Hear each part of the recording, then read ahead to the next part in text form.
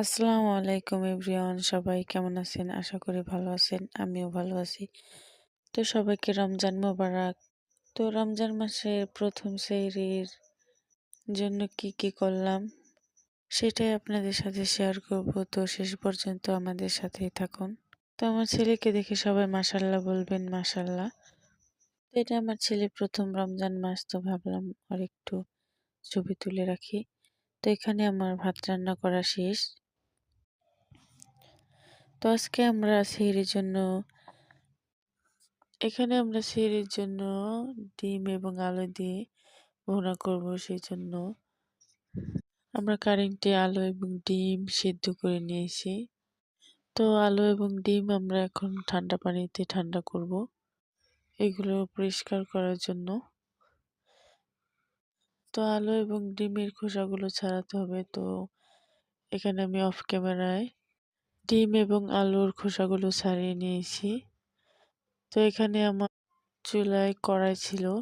তো জালটা একটু বেশি জ্বলার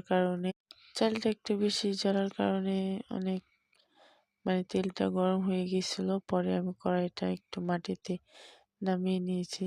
দেখেন, মাটিতে নামানোর পর আমি কড়াইতে ডিমগুলো দিচ্ছি, তবু কিভাবে মানে ফ্রাই হচ্ছে। তো এখানে আমি সবগুলো ডিম ফ্রাই করে নিচ্ছি। এখানে আমার শ্বশুর এবং দেবর তারাবির নামাজ পড়তে যাইতেছে। তো এখানে আবার আমার ছেলেকে একটু ঘুম পাড়ালাম, ঘুমিয়ে গেছে মাশাল্লাহ। এগুলো হলো ছোলা এবং বুট। এখানে প্রায় 2.5 কেজির মতো ছোলা বুট আছে। আমরা প্রতিবারই এই কাজটা করি, সেটা হলো আমরা প্রায় অনেকগুলো ছোলা বুট ভিজিয়ে রাখি রোজার শুরুতেই। আমরা 10-12 দিনের জন্য ছোলা বুট ভিজিয়ে ওইটা সিদ্ধ করে ফ্রিজে প্যাকেট প্যাকেট করে রাখি, যাতে প্রতিদিন সিদ্ধ করার ঝামেলা না থাকে। তো এখানে আমি 1 কেজিরও বেশি খেসারি ডাল নিয়েছি। এটার সাথে চাল অ্যাড করে কিছুক্ষণের জন্য ভিজিয়ে রেখে ব্লেন্ড করে এটা পেঁয়াজের জন্য রেডি করে রাখবো, যাতে প্রতিদিন বাটা এবং ব্লেন্ডার না করতে হয় এটা। তো এখানে আমাদের রান্নার জন্য জিরা গুঁড়া লাগতো, তো আমি ব্লেন্ডারে জিরা গুঁড়ো করে নিলাম। তো এখানে আমার জিরা গুঁড়ো করা শেষ। আমাদের আবার জিরা ফ্লেভারটা অনেক ভালো লাগে। তো এখানে আমার শাশুড়ি বিছানাটা এলোমেলো ছিল, আমি একটু গুছিয়ে দিলাম।